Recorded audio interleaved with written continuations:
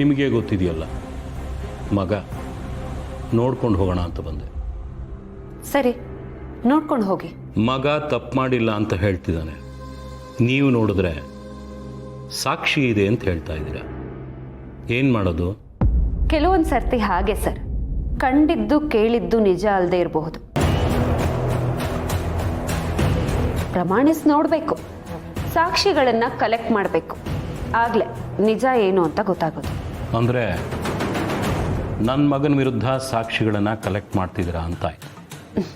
ಇಲ್ಲ ಸರ್, ನ್ಯಾಯದ ಪರವಾಗಿ ಸಾಕ್ಷಿಗಳನ್ನು ಕಲೆ ಹಾಕೋದು ನನ್ನ ವೃತ್ತಿ ಧರ್ಮ.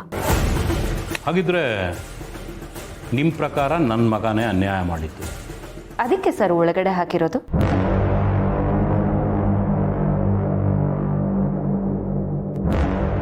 ನೋಡಿ ಅದೇನು ಮಾಡ್ತೀರಾ ಅಂತ ಮುಂದುವರಿಸಿ.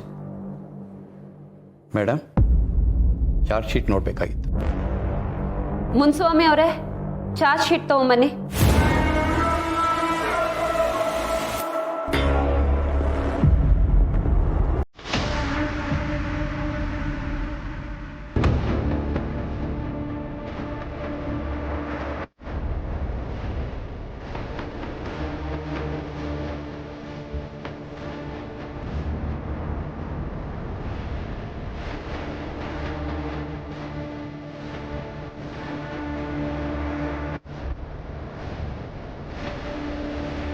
ಏನದು ಪ್ರಾಬ್ಲಮ್ಮಾ?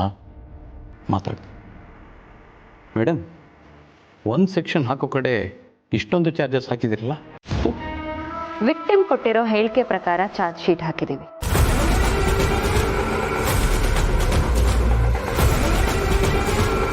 IPC Section 375, IPC Section 363 kidnapping and IPC Section 498A mental harassment. ಇಷ್ಟೇ ಸರ್ ಹಾಕಿರೋದು.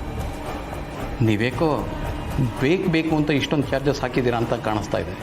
ನಿಮ್ಗೆ ಆ ಹುಡುಗಿ ಮೇಲೆ ಆಗಿರೋ ದೈಹಿಕ ಮತ್ತೆ ಮಾನಸಿಕ ಟಾರ್ಚರ್ ಬಗ್ಗೆ ಅಂದಾಜಿಲ್ಲ ಅನ್ಸುತ್ತೆ ಸರ್. ಬೇಕಿದ್ರೆ ಕಂಪ್ಲೇಂಟ್ ಕಾಪಿನ ನೋಡಿ ಆಮೇಲೆ ಚಾರ್ಜ್ ಶೀಟ್ನ ಚೆಕ್ ಮಾಡ್ಕೊಳ್ಳಿ. ಬಹುಶಃ ನೀವು ಒಂದು ಹೆಣ್ಣಿನ ಜೊತೆ ಬೆಳೆದಿದ್ರೆ ನಿಮ್ಗೂ ಇದು ಅರ್ಥ ಆಗ್ತಿತ್ತೇನೋ. ನಮ್ಮ ಮನೆಯಲ್ಲೂ ಹೆಂಗಸರು ಮಕ್ಕಳು ಇದ್ದಾರೆ, ನೀವು ಈ ರೀತಿ ಎಲ್ಲ ಮಾತಾಡಬಾರ್ದು. ಹಾಗಿದ್ರೆ ನೀವು ನನ್ನ ಹತ್ರ ಹೇಗೇಗೋ ಮಾತಾಡಬೇಡಿ ಸರ್. ನ್ಯಾಯವಾದಿಗಳು ನ್ಯಾಯದ ಪರ ಇರಬೇಕು. ಮೇಡಮ್, ನೀವು ಹೇಳ್ದಂಗೆನೆ ಅವರು ಸೆಕ್ಷನ್ಗಳ ಬಗ್ಗೆ ಮಾತಾಡಿದ್ರು, ನಾನು ಸರಿಯಾಗಿ ವಾಪಸ್ ಕೊಟ್ಟಿದ್ದೀನಿ. ಒಳ್ಳೆ ಕೆಲಸ ಮಾಡಿದ್ದೀರಾ ಸತ್ಯ. ನಮ್ಮ ಕಾನ್ಫಿಡೆನ್ಸೇ ಆ ಎದುರಾಳಿಗಳ ಎದೆಯಲ್ಲಿ ನಡ್ಕ ಹುಟ್ಟಿಸೋದು. ಆ ಕೆಲಸ ನೀವು ಮಾಡಿದ್ದೀರಾ. ಇವ್ರೇನಾದ್ರೂ ಕುತಂತ್ರ ಮಾಡ್ತಾರಾ? ಮೊದಲೇ ದುಡ್ಡು ಪವರ್ ಇರೋ ಜನ.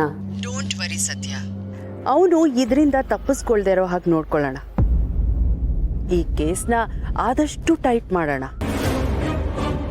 ಅವನಿಗೆ ಶಿಕ್ಷೆ ಕೊಡಿಸ್ದೆ ನಿಮಗ್ ಮಾತ್ರ ಅಲ್ಲ, ನಂಗೂ ಸಮಾಧಾನ ಇರಲ್ಲ ಸತ್ಯ. Thanks madam. ಅದು ಅಲ್ಲದೆ ಉಷಾ ಹೇಳಿಕೆ, ತಾತನ ಹೇಳಿಕೆ, CCTV ಫುಟೇಜ್ ಮತ್ತೆ ಕಾರ್ ಡೀಟೇಲ್ಸ್ ಎಲ್ಲಾನು ನಮ್ಮ ಪರಾನೇ ಇದೆ. ನಾವು ಹೆದರೋ ಅವಶ್ಯಕತೆ ಇಲ್ಲ ಅನ್ಸುತ್ತೆ. ಹಾಗನ್ಕೋತೀವಿ ಅಷ್ಟೇ. ಎಷ್ಟೇ ಆದರೂ ಅವರು ಪವರ್ ಇರೋ ಜನ.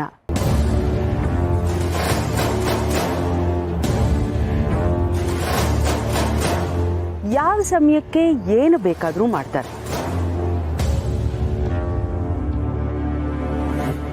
ನಾವು ಕೊಟ್ಟ ಸಾಕ್ಷಿನೇ ನಮ್ಮ ವಿರುದ್ಧ ತಿರುಗಿಸ್ಬಿಡ್ತಾರೆ. ಇದನ್ನ ನಾವು ತುಂಬಾ ಸೇಫ್ ಆಗಿ ಹ್ಯಾಂಡಲ್ ಮಾಡಬೇಕು ಸತ್ಯ. ಅದಕ್ಕಿಂತಲೂ ಹೆಚ್ಚಾಗಿ ಉಷಾನ ತುಂಬಾ ಹುಷಾರಾಗಿ ನೋಡ್ಕೋಬೇಕು. ಯಾಕಂದ್ರೆ ಈ ಕೇಸ್ ಇರೋದೇ ಅವಳ ಸುತ್ತ. ಅವಳ ಬಗ್ಗೆ ಯೋಚನೆ ಮಾಡಬೇಡಿ ಮೇಡಮ್, ಅವಳು ನಮ್ಮನೇಲಿದ್ದಾಳೆ, ಸೇಫ್ ಆಗಿದ್ದಾಳೆ. ಎಸ್, ನಂಗೂ ಅದೇ ಧೈರ್ಯ.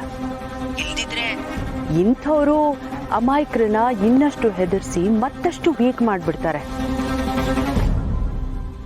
ಹಾ, ಒನ್ ಮೋರ್ ಥಿಂಗ್ ಸತ್ಯ, ನೀವು ಆ ತಾತನ ಮೇಲೆ ಒಂದು ಕಣ್ಣಿಟ್ಟಿರಿ. ಯಾಕಂದ್ರೆ ಅವರು ಈ ಕೇಸ್ಗೆ ಮುಖ್ಯವಾದ ಸಾಕ್ಷಿ. ಅಗತ್ಯ ಬಿದ್ದರೆ ಉಷಾ ಮೆಡಿಕಲ್ ಟೆಸ್ಟ್ ಮಾಡಿದ್ರಲ್ಲ ಡಾಕ್ಟ್ರು, ಅವ್ರು ಕೂಡ ಬರಬೇಕಾಗಬಹುದು. ಸರಿ ಮೇಡಮ್, ಅದನ್ನೆಲ್ಲ ನಾನು ಮತ್ತೆ ನನ್ನ ಟೀಮ್ ನೋಡ್ಕೋತೀವಿ. Thank you.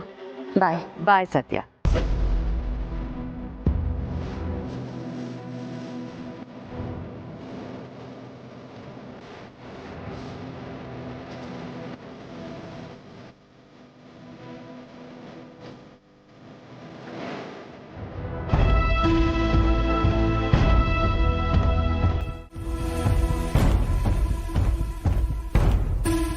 ನನ್ನ ವಿರುದ್ಧನೇ ಪ್ಲಾನ್ ಮಾಡ್ತಿದೀಯಾ?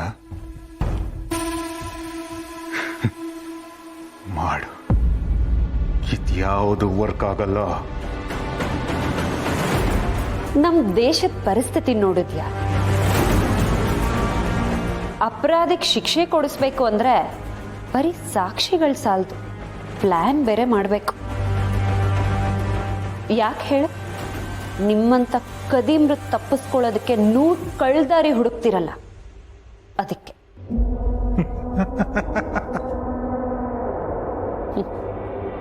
ನಗು ನಗು. ಬಹುಶಃ ಈ ಸೆಲ್ನಲ್ಲೇ ನಿನ್ನ ಲಾಸ್ಟ್ ನಗು ಅಂತ ದೇವ್ರು ಬರೆದು ಕಳ್ಸಿರ್ಬೇಕು. ಯಾವ ದುಡ್ಡು ಮತ್ತೆ ಇನ್ಫ್ಲೂಯೆನ್ಸ್ನ ಅಹಂಕಾರದಲ್ಲಿ ನೀನಿದೆಯೋ ಅದೆಲ್ಲ ಯಾವುದು ಯೂಸ್ ಆಗಲ್ಲ. ನೀನ್ ಬಚಾವಾಗೋದಕ್ಕೆ ಆಗಲ್ಲ. ನೋಡ್ತಾ let's see madam. I wish you all the best. Well, ನಾಳೆ ಕೋರ್ಟಲ್ಲಿ ಮಾತಾಡೋಣ. ಆಮೇಲೆ ಈ ಥರ ಮಾತಾಡೋದಕ್ಕೆ ಬಾಯ್ ಬರ್ದೇ ಇರೋ ಥರ